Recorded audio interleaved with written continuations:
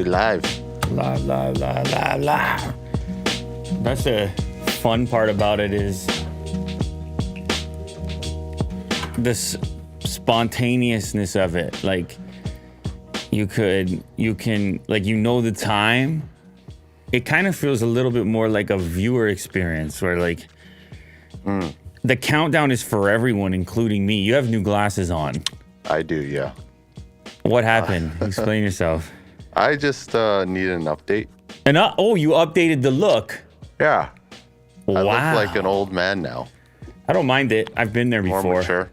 You know? I've been there before, and myself, I got no shortage of gray beard hairs, letting the world know exactly what's going on. We talked about it before many times on this show. Yeah. You and I are not afraid of age. We embrace it. We embrace it. We love it. We wear it. Experience. It's been a bit of a mad scramble this morning. I was messing around with some audio back there for the main show, and you know how that can go. That can get out of hand real quick. That can get nuanced, and that can get It's your audio obsession. Really. You know what? It's like, it can really get carried away, is all I'm saying. That's all I'm going to say about that. And plus, Mo gave me this puzzle here, which I'm goofing around with. And so that's pretty cool. It's one of these little, somebody's going to tell me how to solve it now. Don't tell me how to solve it. I want to experience it. A lot of stuff going on, a lot of stuff happening. I know I submitted some stories today. I don't know if you took a look at them. Yeah, they're in there. So I submitted some stories to Will. Hopefully you guys did too. I hope that you guys were chatting in the pre-show, making suggestions and so forth, because Mr. Will, he's just like, he's in there and he's paying attention and he's got his ear to the street and he's got an axe to grind. That's a funny kind of saying, isn't it? Because you would grind an axe because you need to sharpen it. But then when you say he's got an axe to grind, it's like he's got a problem to discuss. So that's kind of interesting. And the axe to solve the problem by chopping the problem. You grind the axe and then you swing it. Grind and swing type activity. Yeah. This is your top story, Will. Interesting. Yeah, what do you think? Not the Z Fold 5 with the updated hinge, but instead the Apple Card responsible for more than $1 billion in losses for Goldman Sachs. Apple's next biggest failure. Oh dear. Next great fail. It's like you have the Air Power and then you have the Apple Card. Goldman Sachs submitted a regulatory filing today from its Platform Solutions group of businesses that included the Apple Card. The collection of consumer offerings from Goldman is on track for a loss of $4 billion since 2020, with Apple Card making up more than $1 billion of that. New performance details from Goldman's Platform Solutions, a grim picture. In just the first 9 months of 2022, the business, including Apple Card, saw a pre-tax loss of $1.2 billion. Well, what's the problem with it? Stemmed from it. However, sources close to the matter believe that most of the $1 billion loss in 2021 came from the Apple Card. Well, what? Like, what is the loss? People aren't paying. People don't pay? Is that what's going on here? Or is it marketing? Getting a look into the challenging economics of launching a credit card could definitely explain why Apple hasn't expanded the product in more than 3 years since it debuted. Loan loss provisions. When a bank sets aside money as an expense for future loans it expects won't be repaid. So were they being too risky about who they were granting the card to? Or is this... And they won't be able to pay it off? Is this particular customer exceptional or compared to the rest of the credit business? Or is it macro where it's like a lot of people... Like, is the credit card business suffering right now where people aren't repaying because of other issues and forces at play? There you go. The credit card market is stiff with competition, while Apple definitely has a leg up with the iPhone software integration. They got the daily cash back. It was an odd relationship in the first place. I know that a lot of people looked at it sideways. They said, should Apple be in this business at all? Is this really their line of work or area of expertise? And then obviously comes in the Goldman partnership. So they're like, well, maybe that's not our thing. We'll do the tech side. They do this side. It's hard to tell. $1 billion is a lot of money, Will. I'll give you that. $1 billion is a ton of money for almost everybody but Apple. or Goldman. They're like, whatever. A little tax write-off here and there, $1 billion between pals. What's the big deal? But I guess it does showcase, like, they haven't talked about the Apple Card very much anymore. It hasn't shown up in any other events. They weren't bragging about it as they do when they launch things that are tremendously successful. So I don't know about the future for the Apple Card. Maybe people can weigh in on it. Do you have one of these things? Does your friend have one of these things? Is it all it's cracked up to be? You got to really be an Apple fan. See, that's the thing as well. Like, a lot of the rewards programs on credit cards in general are a little bit more versatile or diverse in their offerings. This one is so focused on a singular brand that you got to be quite a super fan to be into it and to pay it back. Yeah. I hope everybody finds a way to pay it back. Or not. I don't know. That's a lot of money. Do what you got to do. I guess it's tough economic times out there, dude. I'm sure you've seen the news. I'm sure you're out there in the world, Will. Yeah. You don't have one of those cards, do you? No. You always pay your stuff on time, don't you? Sure. He shrugs. He's like, here and there. I owe $1 billion. The Willie card? Yeah. Yeah. Billion in losses. To access the Willie store. You're like, why isn't anybody paying me back? Yeah. Come on now. They're like, well, it's because you got no muscle. You got no enforcers. Why are you going to get paid back, Will? All I got is Otis. That's it. And Otis, well, he's not the most ferocious of canines. Yeah. He's mostly friendly, I'm not going to lie. Yeah. Although, if he gets rubbed the wrong way, I'll tell you what.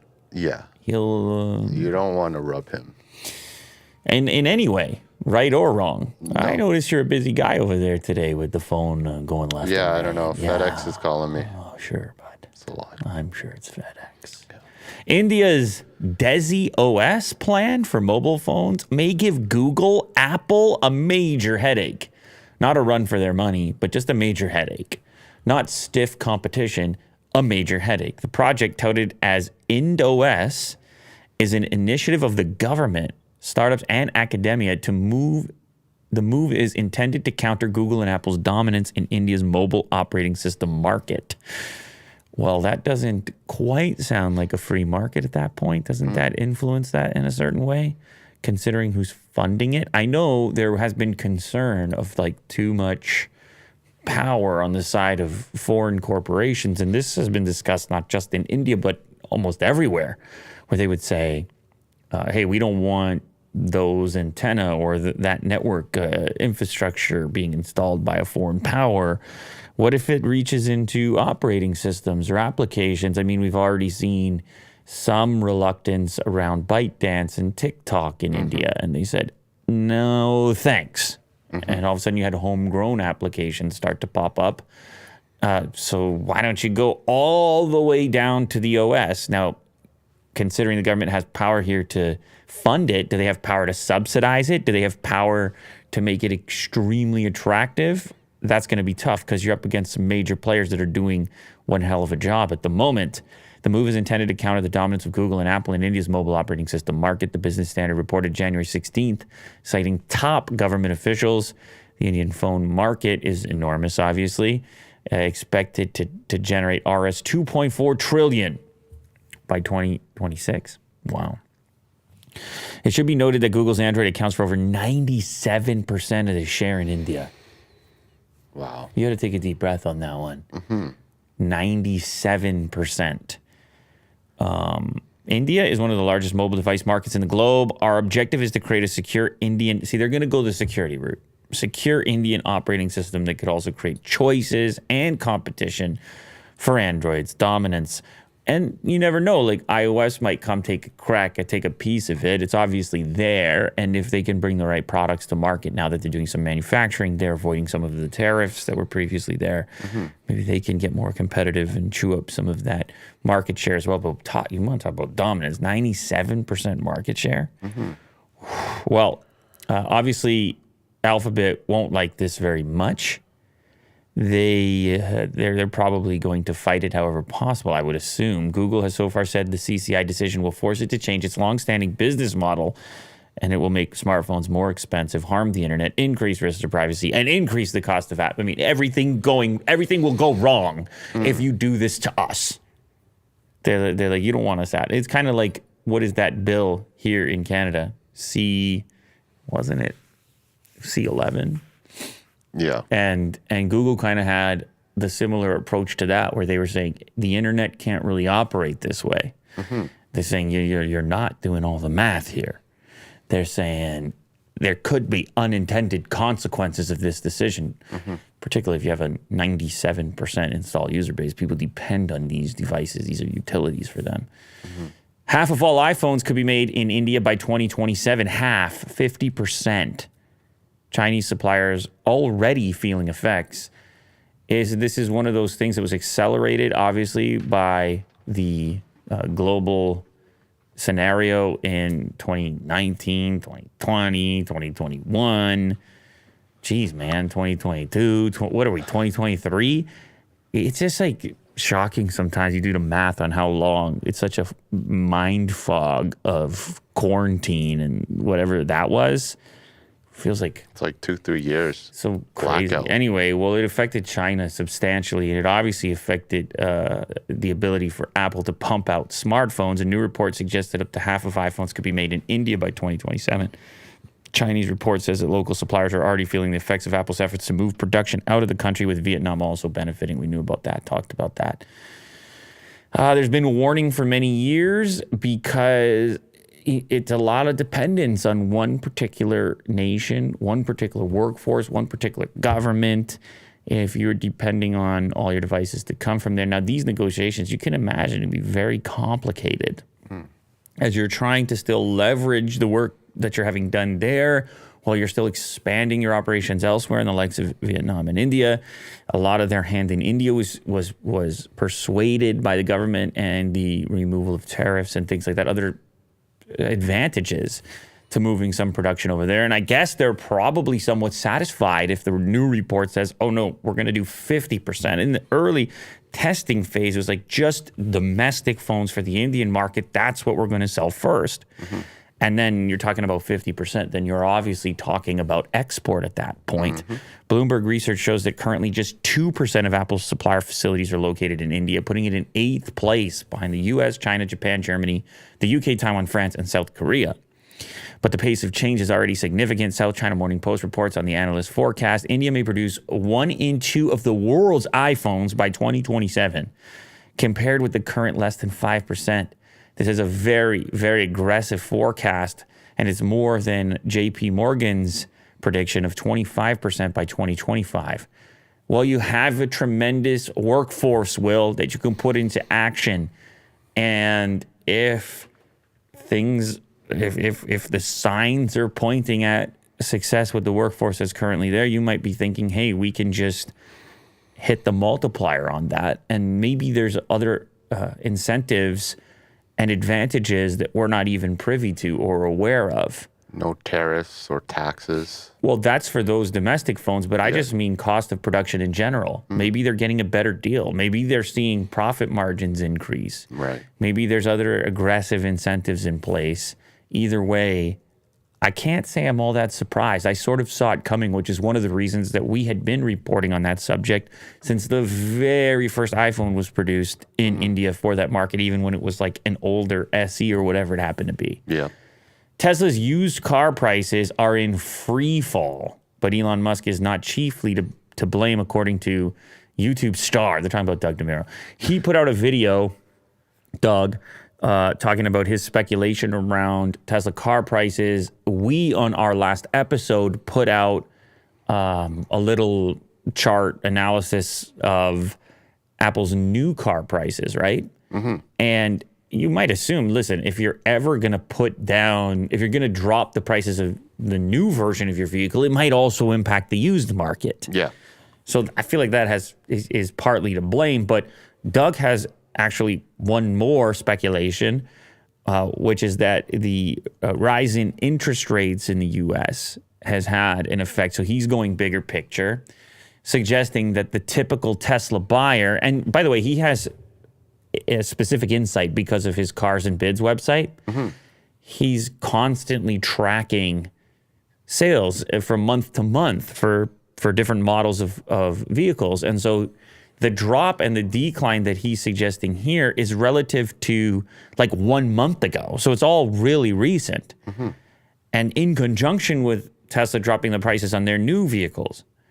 So there's probably a series of factors in here, but he decides to focus on a Model 3 performance from 1 month to the next, showcasing how within a month you have almost a $10,000 decrease in the price of the vehicle, even though the red one, which is the more recent listing, actually has fewer kilometers on it. Right? What is that one at? And it's a later year. So that's 36. What is it? I can't see because the playhead is there, but 26,900 not kilometer miles. So just under 27,000 miles, and the newer one only 3,700 miles. So a huge difference in actual usage on the used vehicle, and yet a significantly lower price. And actually, this auction didn't sell because I think the reserve price was higher than the highest bid at 48,000. Are people feeling the pinch? Are people feeling the pain? And can we use Teslas as a means for evaluating that? Listen, we can go ahead and speculate. It could be a lot of things. As Teslas have become less scarce, right? They've been easier to get, to order. You can just say, you know what? I'll just get it when I get it. As opposed to, there was a time where they felt so scarce that you were lucky to have one. And whatever shortages existed influenced the used market as well in terms of volume. So you had fewer to choose from. If you're pumping out more cars, then presumably more of them are also going to pop up in the used market. But anyway, Doug has his analysis, which has to do with the typical type of Tesla buyer, his speculation, possibly an individual that might even work in the mortgage business, might even work in real estate. And obviously high interest rates are not going to help them out very much. So pretty cool little speculation over there. I know the Tesla investor types, guys like Mo, like to keep up on stuff like that. Oh, yeah. Know what they should do. Double down. Is there value, or is it time to run for the hills? Samsung Galaxy S23 prices just leaked for every model. And guess what? It's bad news for the Ultra. We did a video recently talking about, was it iPhone prices? It's interesting right now when you talk about pricing, because you have companies like Tesla that have cutting edge vehicles, right? And they're like, I would say at the fringe of technology, and it's not often you see prices going down. So that offers you this key indication into the overall marketplace. And then your speculation, you start to wonder, will that bleed into things like smartphones and other consumer goods?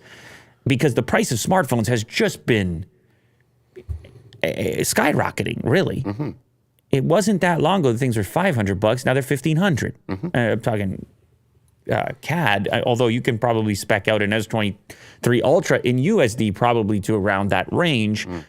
But people are wondering, can the prices on smartphones keep going up, or are smartphone companies going to behave more like Tesla? Well, it looks like in this case, every single S23 will be priced the same as its equivalent for S22. This tweet and price leak comes via RG Clouds on Twitter. It's a very simple tweet with the different specifications and price points associated. So the base entry model S23 will be $799. That's with 8 gigs of RAM, 128 storage. Your next one up is going to be $850 at 8 gigs RAM, 256. And then as you get into the plus model of S23, you go to $999, and that's with the 128. 256 there takes you to $1049. And the baseline Ultra with only 8 gigs RAM only, and 256 storage, $1,249. The biggest price increase is actually at the top tier unit. 12 gigs RAM, 1 terabyte storage, $1,500 USD. Wow. That's almost $2,000. Exclusive colors and 1 TB delivery will be late for 2 to 6 weeks max. 18 days to go until launch. So not only that, but you're probably going to have to wait for that 1 terabyte model if you do want to spend all that cash. You do not want to do the Canadian conversion on that right now, Will, because I know you're eyeing it up and down. That's going to be a scary amount for you, USD to CAD. 2Gs, baby. Crack that 2Gs. That's a laptop. That's a slap chop. That's a mortgage payment. That's a 5 car payments. What is that, Will? 2Gs for an S23 Ultra. I mean, that's close to a Fold too, right? Fold is what, 2,500 CAD?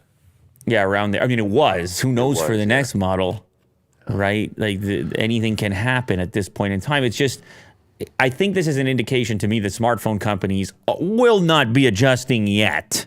They're going to wait and see, can we sell a few of these? We like our margins, leave us alone. Yeah. Prices are going to stay the same or go up. Samsung's always a really big launch, so that could indicate what the rest of the market might do as well. Can you imagine like Apple dropping the price on a 15 Pro Max? It might be unprecedented. It would be cool because they could be the market leaders for what? But there's the perception of premiumness to it. That's another thing with Tesla. Tesla dropping the prices, and they were included in the luxury list when we were talking about top luxury brands. It's another thing you wouldn't kind of connect with luxury.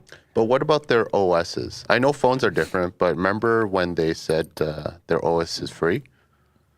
You know? Then you have to pay for it. Who are you talking about? Mac OS, Apple.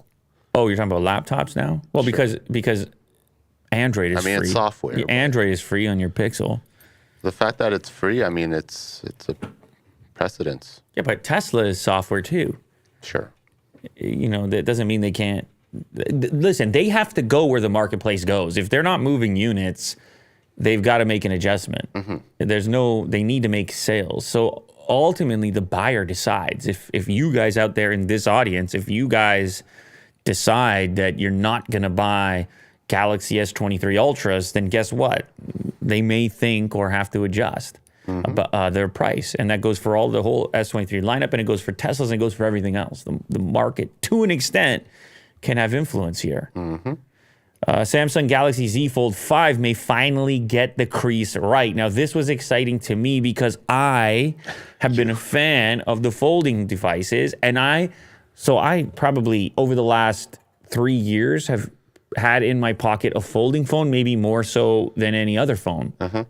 It's gone on and on for extended periods of time, including every Samsung model. And I really wanted to use the Oppo Find N, but the software was letting me down because I couldn't get rid of certain regional elements that were very obtrusive. And it was just a headache kind of workaround to even try to make it work on the networks over here. But they nailed the crease situation. They did. Mechanically, like the thing folded much flatter, and then in its unfolded state, the crease was far less visible. Now, they also went with a different form factor, which I was a little bit skeptical. Like I wasn't decided on which was the more optimal form factor, but certainly the way that they implemented the hinge and the lack of a crease was pretty amazing. And I wanted to see, hey, can Samsung follow up? Can Samsung compete with this new construction over here? Are they paying attention? Do they care? Is there some other reason? Now, speculation is the reason that they've delayed is because they've wanted to protect IPX8 water resistance, and for some reason, there is a limitation there from a construction perspective if you want to maintain a certain level of durability.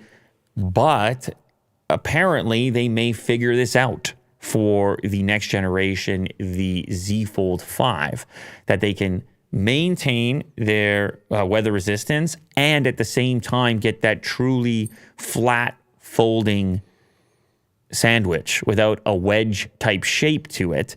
And then what that's also going to do is achieve the more taut folded display when it's actually in its unfolded state. Now, what's funny is that this particular patent application, I believe is what it is, was originally patented by Samsung in 2016. A Samsung patent from 2016. Now imagine that, Will. I want you to try to remember 2016.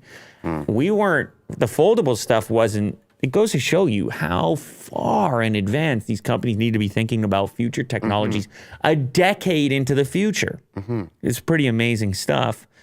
Anyway, yeah, so Samsung probably waited because of water resistance, rating, durability. After all, the very first generation of Z Fold, it had its durability questions, and people have been testing it out and having issues with it, and dust and dirt and particles and whatever else. So if they do it, they may want to do it right. It's quite possible. I'm looking forward to it. I'll definitely take a crack at the Z Fold 5. I'll tell you that right now. Exciting. This was all over my Twitter yesterday. Sony is back with an unexpected product, or, well, I mean, not unexpected for those that are into it, but certainly not as mainstream as it used to be. I'm talking about the Walkman. I've always been a fan of Sony, and I feel like Sony kind of started the pocket electronics. In terms of the Walkman, I even had a mini disc player at one time.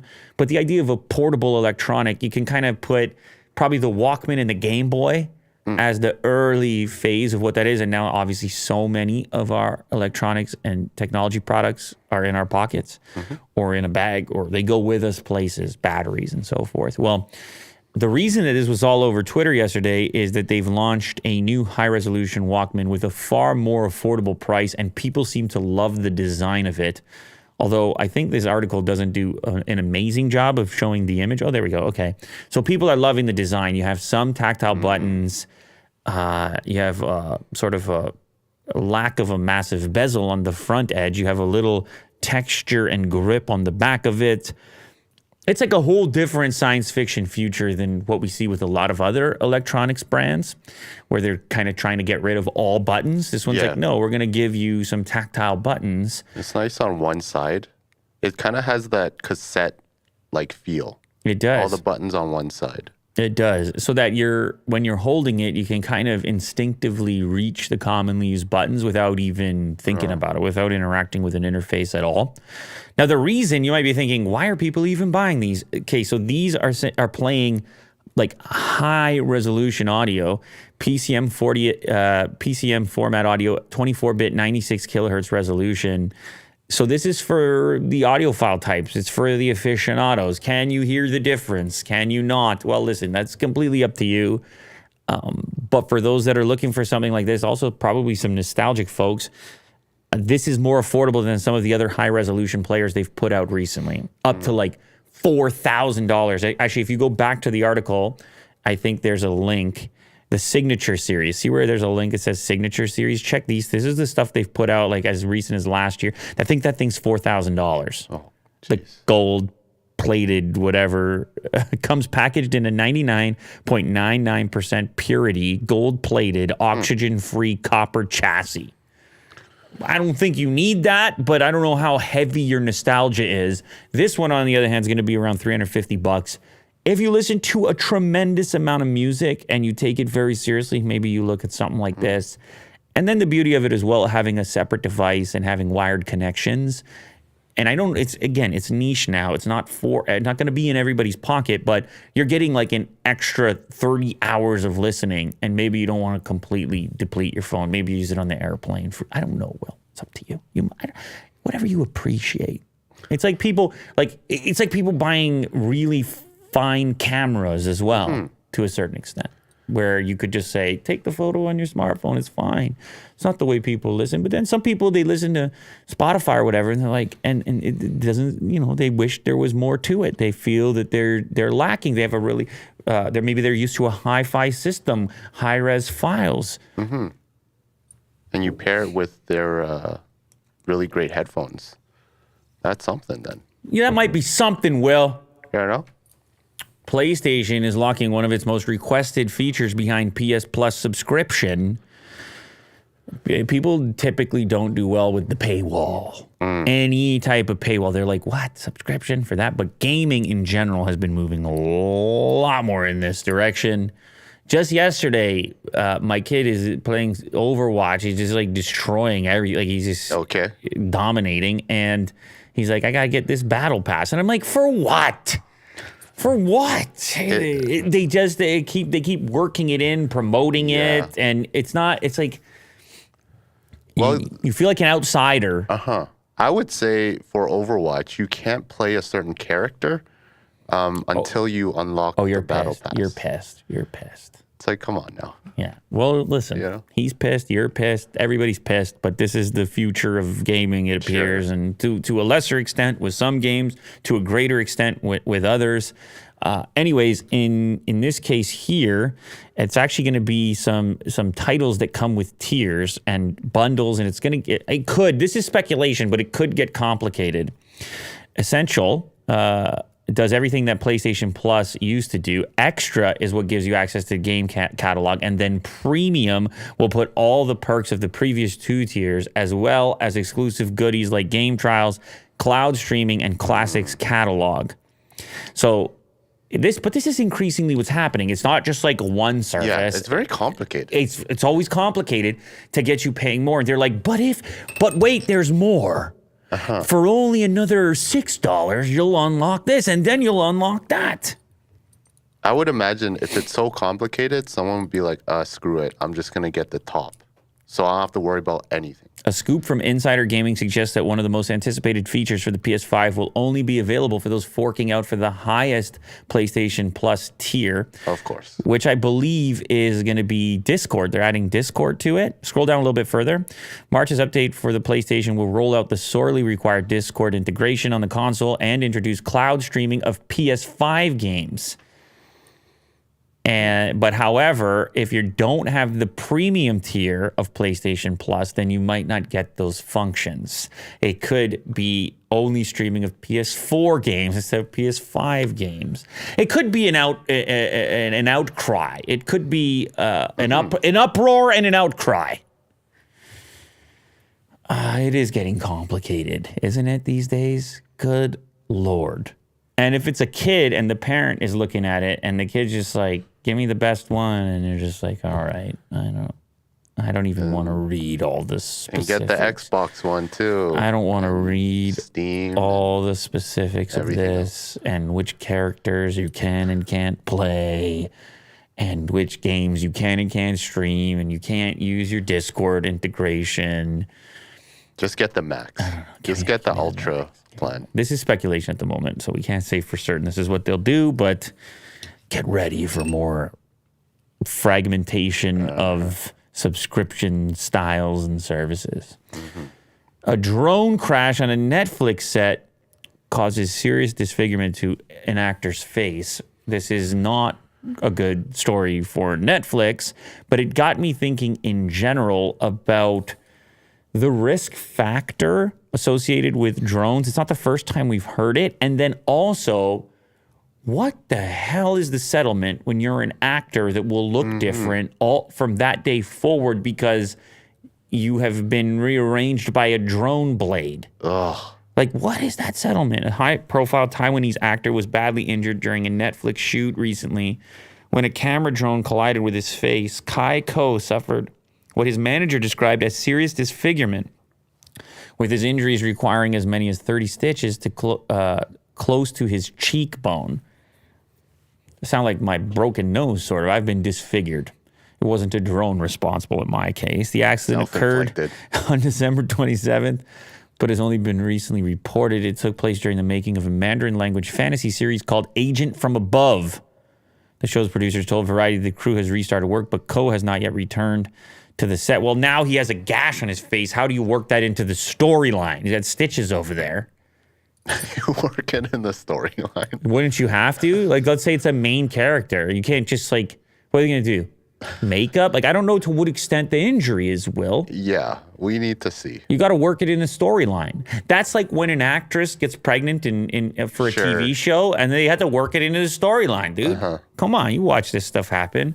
But it does get me thinking, all right, this is your money maker. You're making money with your face. He's probably a good-looking person. The main character, too. Probably a good-looking person over here. And then the drone hits, and now you look quite a bit different. And you're saying, hey, give me some cash because I can't get these jobs anymore. And also the movie has to slow down in production. Everything it is these insurance policies are. We get a little taste of it sometimes with some videos that we've produced, but not to this extent. You got to have those heavy insurance packs for these type of things. And I mean, I hope they can get it sorted out, but it really makes you question some of these. And it's movie making, right? There's risks involved. I'm watching The Maverick, and they got the real jets over there. Like, things can happen, no doubt. But at the same time, and you heard about, you remember the one on the movie set in Arizona or whatever with Baldwin and the loaded gun?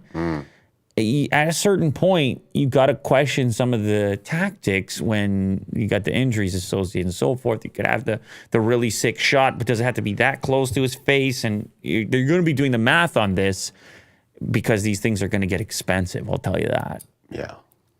Last one. Okay, this is another Netflix story. This is the Netflix curse that you never knew existed. Well, did you know there was a Netflix curse? No. Well, it's just obviously speculation, and it probably has nothing to do with anything. It's just people being superstitious, as they would be. There is a new show out, and you might like it. I don't know, because you were such a fan of the F1 show. This is the same thing, but for tennis. Same team that did the F1 stuff. They're trying to make you a tennis fan. Is it going to work, Will? I'll give it a shot. Give it a crack. I don't know. Give you something to talk about over here. I don't know. I'll report back. They're pitching it to us, but here's the problem. So far, as they have focused on individual characters in the show, as you would as you go from episode to episode, those characters keep coming up injured. Oh. It's like, they have their big debut on the show, and then boom, terrible injury keeps them out of the next tournament. How many people? I think it's 3 at this point.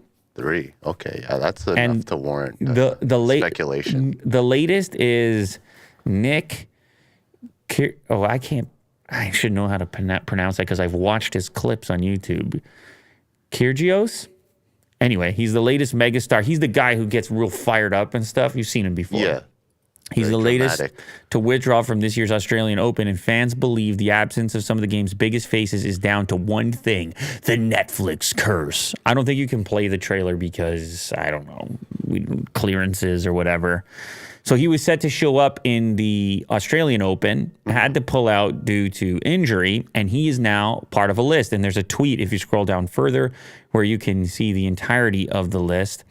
Badosa, Tom Janovic, and now Kyrgios. The Netflix curse, hashtag Australian Open. So it's 3 total. The show is called Breakpoint, and it's made, I believe, by the same team. Yeah, the same team that masterminded the popular Formula One Drive to Survive series. It's split into 10 episodes which follow the entire tennis calendar.